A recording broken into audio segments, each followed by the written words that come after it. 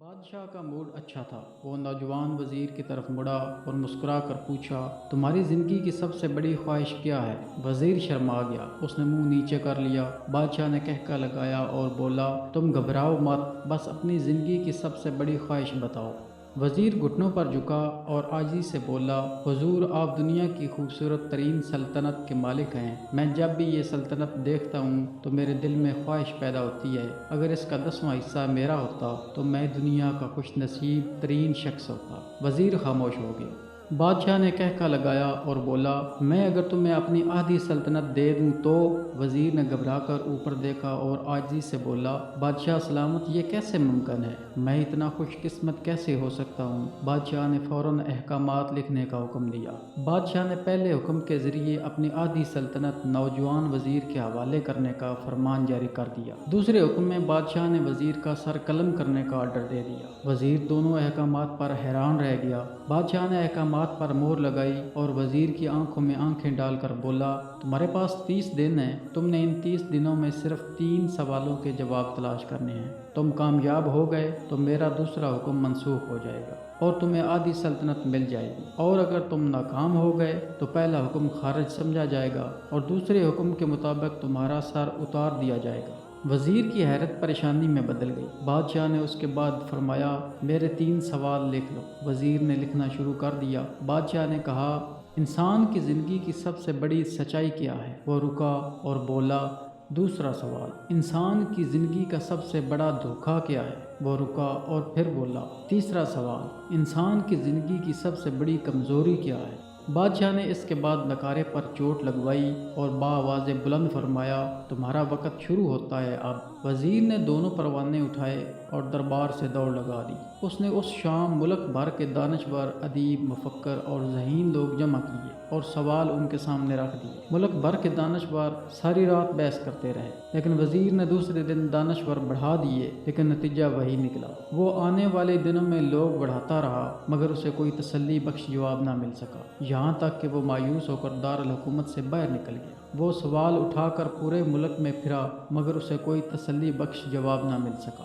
وہ مرا مرا پھرتا رہا، شہر شہر، گاؤں گاؤں کی خاک چھانتا رہا۔ شاہی لباس پھٹ گیا، پگڑی ڈھیلی ہو کر گردن میں لٹک گئی، جوتے پھٹ گئے اور پاؤں میں چھالے پڑ گئے، یہاں تک کہ شرط کا آخری دن آ گیا۔ اگلے دن اس نے دربار میں پیش ہونا تھا۔ وزیر کو یقین تھا یہ اس کی زندگی کا آخری دن ہے، کل اس کی گردن کاٹ دی جائے گی اور جسم شہر کے مرکزی پل پر لٹکا دیا جائے گا۔ وہ مایوسی کے عالم میں دارالحکومت کی کچی آبادی میں پہنچ گیا۔ آبادی کے سرے پر ایک فقیر کی جھونپڑی تھی۔ وہ گرتا پڑتا اس کٹیا تک پہنچ گیا۔ فقیر سوکھی روٹی پانی میں ڈبو کر کھا رہا تھا، ساتھ ہی دودھ کا پیالہ پڑا تھا اور فقیر کا کتا شڑاپ شڑاپ کی آوازوں کے ساتھ دودھ پی رہا تھا۔ فقیر نے وزیر کی حالت دیکھی، کہکا لگایا اور بولا، جناب عالی، آپ صحیح جگہ پہنچے ہیں، آپ کے تینوں سوالوں کے جواب میرے پاس ہیں۔ وزیر نے حیرت سے اس کی طرف دیکھا اور پوچھا، آپ نے کیسے اندازہ لگا لیا؟ میں کون ہوں اور میرا مسئلہ کیا ہے؟ فقیر نے سوکھی روٹی کے ٹکڑے چھابے میں رکھے، مسکرایا، اپنا بوریا اٹھایا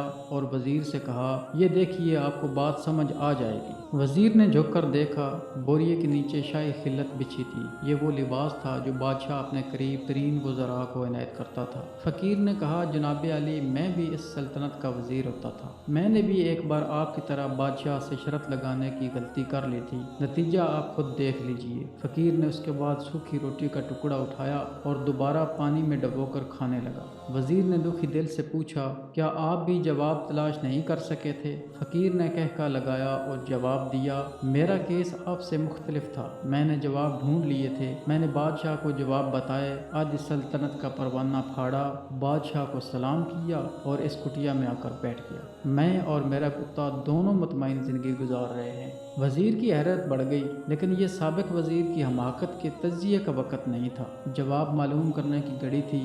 چنانچہ وزیر اینکر پرسن بننے کی بجائے فریادی بن گیا اور اس نے فقیر سے پوچھا، کیا آپ مجھے سوالوں کے جواب دے سکتے ہیں؟ فقیر نے ہاں میں گردن ہلا کر جواب دیا۔ میں پہلے 2 سوالوں کا جواب مفت دوں گا، لیکن تیسرے جواب کے لیے تمہیں قیمت ادا کرنا ہوگی۔ وزیر کے پاس شرط ماننے کے سوا کوئی آپشن نہیں تھا۔ اس نے فوراً ہاں میں گردن ہلا دی۔ فقیر بولا، دنیا کی سب سے بڑی سچائی موت ہے۔ انسان کوئی بھی ہو، کچھ بھی ہو، وہ اس سچائی سے نہیں بچ سکتا۔ وہ رکا اور بولا، انسان کی زندگی کا سب سے بڑا دھوکہ زندگی ہے۔ ہم میں سے ہر شخص زندگی کو دائمی سمجھ کر اس کے دھوکے میں آ جاتا ہے۔ فقیر کے دونوں جواب ناقابل تردید تھے۔ وزیر سرشار ہو گیا۔ اس نے اب تیسرے جواب کے لیے فقیر سے شرط پوچھی۔ فقیر نے کہکا لگایا، کتے کے سامنے سے دودھ کا پیالہ اٹھایا، وزیر کے ہاتھ میں دیا اور کہا، میں آپ کو تیسرے سوال کا جواب اس وقت تک نہیں دوں گا جب تک آپ یہ دودھ نہیں پیتے۔ وزیر کے ماتھے پر پسینہ آ گیا۔ اس نے نفرت سے پیالہ زمین پر رکھ دیا۔ وہ کسی قیمت پر کتے کا جھوٹا دودھ نہیں پینا چاہتا تھا۔ فقیر نے کندھے اچکائے اور کہا، تمہارے پاس اب 2 راستے ہیں، تم انکار کر دو اور شاہی جلاد کل تمہارا سر اتار دے، یا پھر تم یہ آدھ پاؤ دودھ پی جاؤ اور تمہاری جان بھی بچ جائے اور تم آدھی سلطنت کے مالک بھی بن جاؤ۔ فیصلہ بہرحال تم نے کرنا ہے۔ وزیر مخمصے میں پھنس گیا۔ ایک طرف زندگی اور آدھی سلطنت تھی اور دوسری طرف کتے کا جھوٹا دودھ تھا۔ وہ سوچتا رہا یہاں تک کہ جان اور مال جیت گیا اور سیلف ریسپیکٹ ہار گئی۔ وزیر نے پیالہ اٹھایا اور ایک ہی سانس میں دودھ پی گیا۔ فقیر نے کہکا لگایا اور بولا، میرے بچے، انسان کی سب سے بڑی کمزوری غرض ہوتی ہے۔ یہ اسے کتے کا جھوٹا دودھ تک پینے پر مجبور کر دیتی ہے، اور یہ وہ سچ ہے جس نے مجھے سلطنت کا پروانہ پھاڑ کر اس کٹیا میں بیٹھنے پر مجبور کر دیا تھا۔ میں جان گیا تھا میں جوں زندگی کے دھوکے میں آؤں گا، میں موت کی سچائی کو فراموش کرتا جاؤں گا، اور میں موت کو جتنا فراموش کرتا رہوں گا میں اتنا ہی غرض کی دلدل میں دھنستا جاؤں گا، اور مجھے روز اس دلدل میں سانس لینے کے لیے غرض کا غلیظ دودھ پینا پڑے گا۔ لہذا میرا مشورہ ہے، زندگی کی ان تینوں حقیقتوں کو جان لو، تمہاری زندگی اچھی گزرے گی۔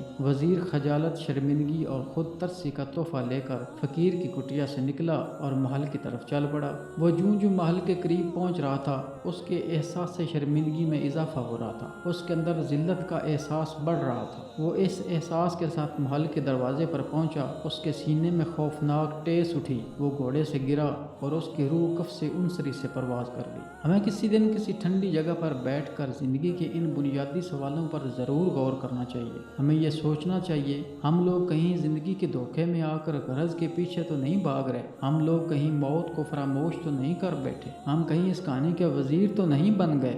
مجھے یقین ہے ہم لوگوں نے جس دن یہ سوچ لیا، اس دن ہم غرض کی ان غلیظ پیالوں سے بالاتر ہو جائیں۔